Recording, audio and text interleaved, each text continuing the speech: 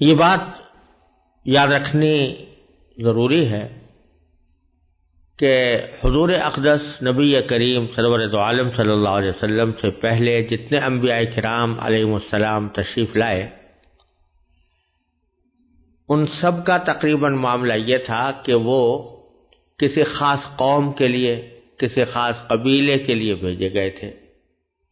اور ان کی رسالت کا دائرہ کار کسی خاص زمانے کی حد تک محدود تھا۔ لہذا ان پر جو کتابیں یا صحیفے نازل ہوئے وہ خود انہی کے عہد مبارک کے لیے تھے، اور اس کے بعد ان کے احکام دوسری امتوں پر نافذ العمل نہیں رہنے تھے۔ اس لیے اللہ تبارک و تعالیٰ نے ان کتابوں کی یا صحیفوں کی مکمل حفاظت کا کوئی خدائی انتظام نہیں فرمایا۔ چنانچہ وہ کتابیں جس طرح نازل ہوئی تھیں، یہ نہیں کہا جا سکتا کہ وہ بعین ہی اسی شکل میں محفوظ ہیں یا محفوظ رہیں گی۔ ان میں بہت سی تحریفات ہوتی رہی ہیں، بہت سی تبدیلیاں ہوتی رہی ہیں، تغیرات آتے رہے ہیں، اور اب ہم نہیں کہہ سکتے کہ جو چیز آج تورات کے نام سے ہمارے سامنے پیش کی جاتی ہے، یا زبور کے نام سے پیش کی جاتی ہے، یا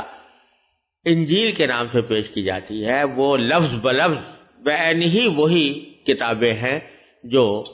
ان حضرات انبیاء کرام علیہم السلام کے اوپر نازل ہوئی تھیں۔ لیکن حضور اقدس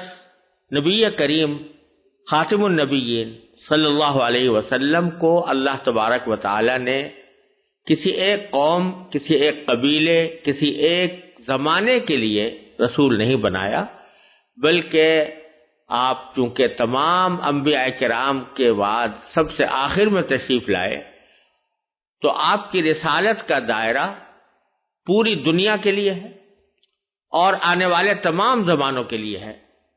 قیامت تک جتنے انسان آنے ہیں، جتنی قرنیں آنی ہیں، جتنے زمانے آنے ہیں، وہ سارے کے سارے نبی کریم سرور دو عالم صلی اللہ علیہ وسلم کی رسالت کے ماتحت ہیں۔ چنانچہ اس بات کو صاف صاف قرآن کریم نے بیان فرمایا ہے کہ وَمَا أَرْسَلْنَاكَ إِلَّا كَافَّةً لِلنَّاسِ بَشِيرًا وَنَذِيرًا، ہم نے آپ کو تمام انسانوں کے لیے بشیر اور نذیر یعنی خوشخبری سنانے والا یا آگاہ کرنے والا بنا کر بھیجا ہے۔ تو یہ آپ کی رسالت چونکہ عام تھی تمام خطوں کے لیے اور تمام زمانوں کے لیے، اسے اللہ تبارک و تعالی نے آپ کو کتاب بھی وہ عطا فرمائی جو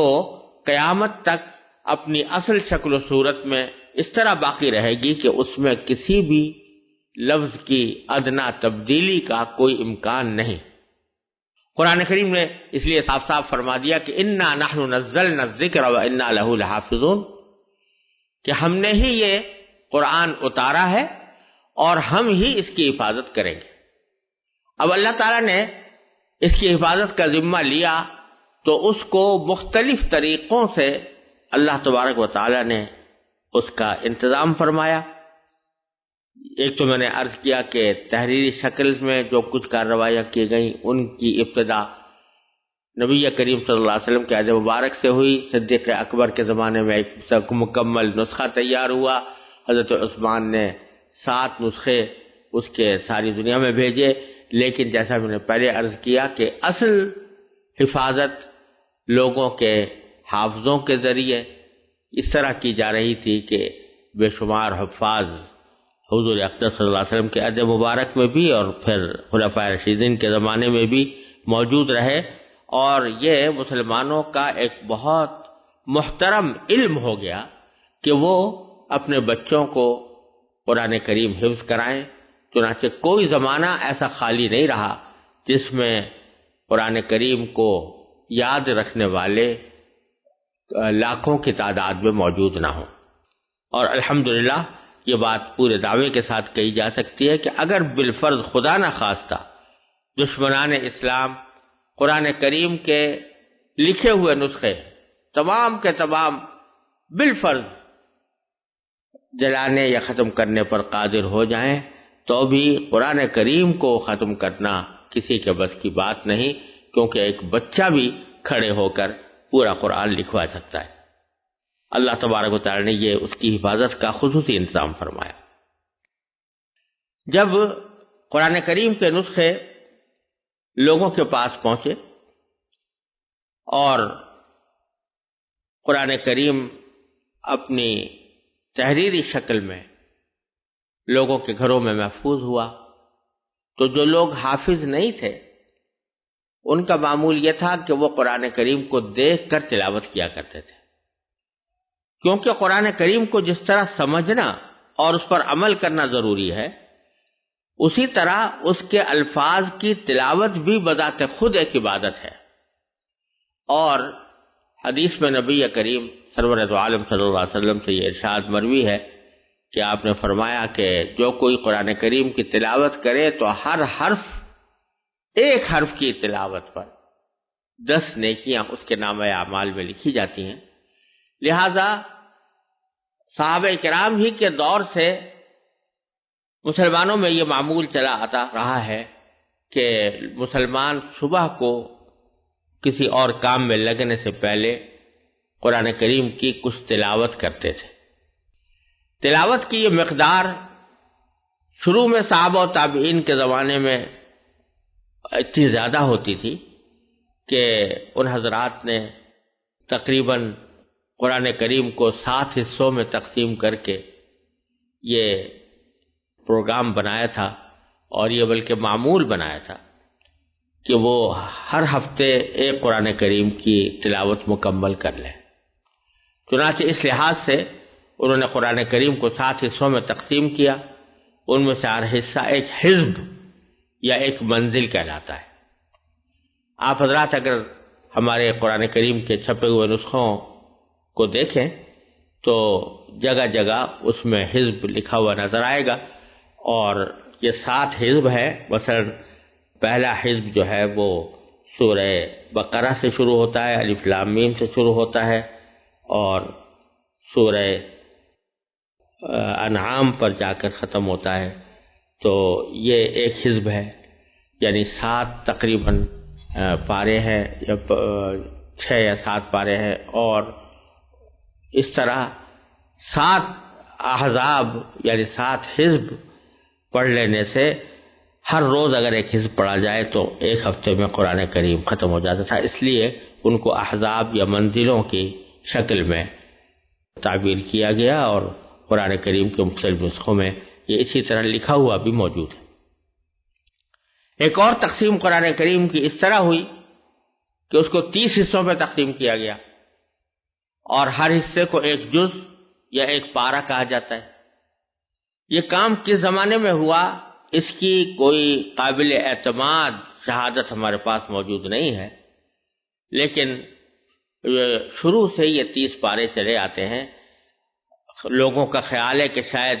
جب حضرت عثمان رضی اللہ تعالیٰ عنہ نے قرآن کریم کے نسخے تیار کرا کر مختلف جگہوں پر بھیجے تو شاید انہوں نے تحریر کی سہولت کے لیے اس کو 30 حصوں میں تقسیم کر دیا ہو، اور ہر پارہ ایک جز قرار پایا ہو۔ شاید اس وقت سے یہ 30 پارے چلے آتے ہو، لیکن کوئی بہت زیادہ مستند اور قابل اعتماد شہادت یہ نہیں ہے کہ یہ کب سے ہوا۔ یہ بات یاد رکھنی چاہیے کہ یہ پارے جو ہیں یہ کسی مضمون کے حساب سے نہیں بنائے گئے، بلکہ بعض اوقات ایسا ہوتا ہے کہ انتہائی ادھوری بات پر پارہ ختم ہو جاتا ہے اور نیا پارہ شروع ہو جاتا ہے۔ ایک بات کا ایک حصہ پچھلے پارے میں ہے اور دوسرا حصہ دوسرے پارے میں ہے، جیسے کہ مثلا سبحان الذی اسری والا پارہ جو ہے وہ حضرت موسیٰ اور حضرت خضر علیہ السلام کے واقعے کے سلسلے میں ایک واقعہ بیان کیا گیا ہے، اور وہ ابھی واقعہ ادھورا ہی تھا کہ اسی میں دوسرا پارہ قال لم اقل لک شروع ہو گیا۔ تو اس طرح بھی بعض پارے شروع ہوئے ہیں، لہذا یہ تقسیم معنی کے اعتبار سے نہیں ہے، مضمون کے اعتبار سے نہیں ہے، بلکہ یہ 30 مساوی حصے بنا دیے گئے ہیں۔ اور بعض علماء کرام نے یہ بات فرمائی ہے، اور قرین قیاس بھی ہے، کہ شاید مکتبوں میں بچوں کو قرآن کریم پڑھانے کے لیے یہ تقسیم کی گئی تھی تاکہ وہ تھوڑے تھوڑے وقفے سے ایک مساوی مقدار اچھی طرح پڑھ سکیں اور اس کو ہضم کر سکیں، پھر اس کے بعد پھر آگے بڑھیں۔ ان کو پارے کہا جاتا ہے۔ ہمارے بر صغیر کے نسخوں میں ایک اور علامت ہے جو آج تک قرآن کریم پر لکھی ہوئی نظر آتی ہے، اس کو رکوع کہتے ہیں، اور اکثر و بیشتر جہاں رکوع ختم ہو رہا ہوتا ہے تو وہاں حاشیے کے اوپر عین کی علامت لگی ہوتی ہے۔ اس کے بارے میں بھی تحقیق کے باوجود یہ بات پورے مستند طریقے پر معلوم نہیں ہو سکی کہ رکوع کی ابتدا کس نے کی، کس دور میں کی، کس زمانے میں یہ رکوع لگائے گئے، لیکن یہ بات تقریباً یقینی ہے کہ اس علامت کا مقصد یہ ہے کہ آیات کی ایسی متوسط مقدار متعین کر دی جائے جو ایک رکعت پہ پڑھی جا سکے، اس لیے اس کو رکوع کہتے ہیں، اور اس جگہ جا کر رکوع کیا جاتا ہے۔ اور بعض حضرات نے حساب لگا کر بتایا ہے کہ اگر کوئی آدمی تراویح کے اندر روزانہ ایک رکعت میں ایک رکوع پڑھے، گویا تراویح کی 20 رکعتوں میں 20 رکعت کی تلاوت کرے،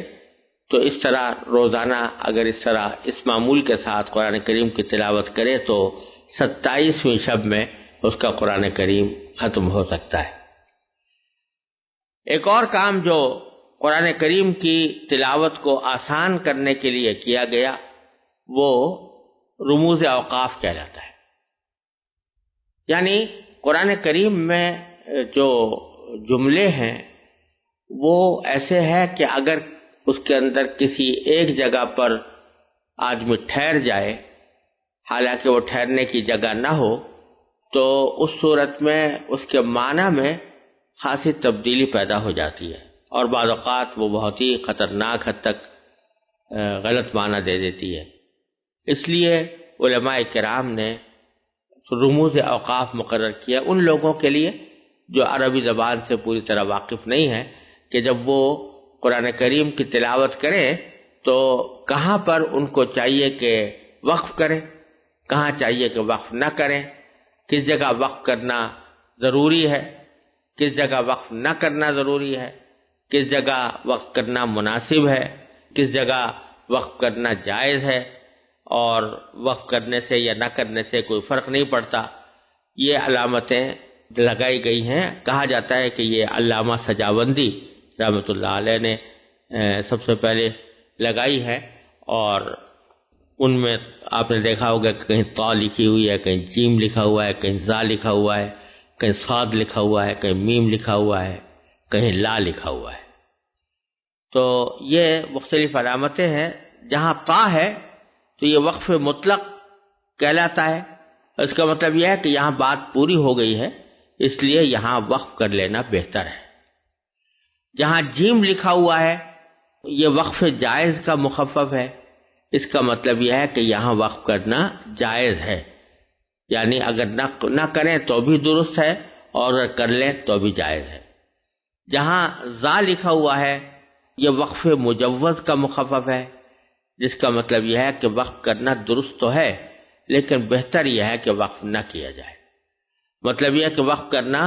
اگر کوئی کرے تو معنی میں کوئی خاص تبدیلی واقع نہیں ہوگی، لیکن جو کلام کی سلاست کے لحاظ سے بہتر یہ ہے کہ وقف نہ کیا جائے۔ جہاں صاد لکھا ہے تو یہ وقف مرخص کا مخفف ہے، اور اس کا مطلب یہ ہے کہ اس جگہ بات تو پوری نہیں ہوئی لیکن جملہ چونکہ لمبا ہو گیا ہے اس لیے سانس لینے کی خاطر دوسرے مقامات کے بجائے یہاں وقف کرنا چاہیے۔ کہیں میم لکھا ہوتا ہے تو یہ وقف لازم کا مخفف ہے، اس کا مطلب یہ ہے کہ اگر یہاں وقف نہ کیا جائے تو آیت کے معنی میں بڑی فحش غلطی کا امکان ہے، لہذا یہاں وقف کرنا زیادہ بہتر ہے۔ بعض حضرات اسے وقف واجب بھی کہتے ہیں، لیکن اس سے مراد یہ نہیں ہے کہ اس کے وقف نہ کرنے سے گناہ ہوگا، بلکہ مقصد صرف یہ ہے کہ تمام اوقاف میں اس جگہ وقف کرنا سب سے زیادہ بہتر ہے، کیونکہ وقف نہ کرنے سے معنی میں غلطی پیدا ہونے کا امکان ہے۔ بعض جگہ لا لکھا ہوتا ہے، یہ لا تقف کا مخفف ہے، اس کا مطلب یہ ہے کہ یہاں نہ ٹھہرو۔ لیکن اس کا منصب یہ نہیں ہے کہ اگر یہاں وقف کر دیا جائے تو کوئی گناہ ہو جائے گا یا یہاں وقف کرنا ناجائز ہے، بلکہ بہت سے مقامات ایسے ہیں جہاں وقف کرنے میں کوئی حرج نہیں، اور اس کے بعد والے لفظ سے ابتدا کرنا بھی جائز ہے۔ لہذا اس کا صحیح مطلب یہ ہے کہ یہاں وقف کیا جائے تو بہتر ہے کہ اسے دوبارہ لوٹا کر پڑھا جائے، اگلے لفظ سے ابتدا کرنا اچھا نہیں۔ بعض جگہ میم اور عین لکھا ہوتا ہے مع، یہ معانقے کا مخفف ہے، اور یہ علامت اس جگہ لکھی جاتی ہے جہاں ایک ہی آیت کے دو مطلب ہو سکتے ہوں۔ ایک مطلب کے مطابق وقف ایک جگہ ہوگا اور دوسرے مطلب کے مطابق دوسری جگہ، لہذا ان میں سے کسی ایک جگہ وقف کرنا چاہیے، اور ایک جگہ وقف کرنے کے بعد پھر دوسری جگہ وقف کرنا اچھا نہیں۔ مثلا ذالک مثلہم فی التوراۃ ومثلہم فی الانجیل،